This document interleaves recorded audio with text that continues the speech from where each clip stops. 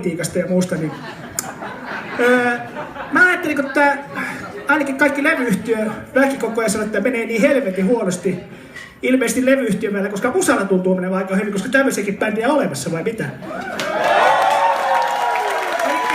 Mä ajattelin, että mä tossa mietin tuolla hotellihuoneessa yksistäni semmoista ajatusta, kun mä katson tämmöistä vaalikeskustelua, että meidän kannattaa lähteä politiikkaan seuraavaksi, jos levyjä ei myydä.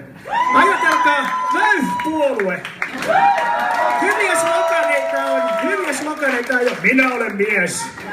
Eikä voi sanoa, että ja nyt tulee suuret rytkyt, kattokaa vaikka mitä kuteita jätkillä.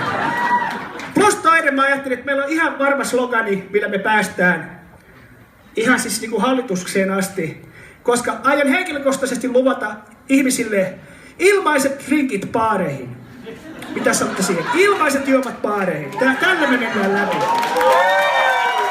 Hyvä, ei puhu enempää politiikkaa, jatketaan musiikin tuolla, koska se on parempaa hommaa kuin tuo politiikka. Anssi Nykänen, kiitoksia. Anssi Nykänen.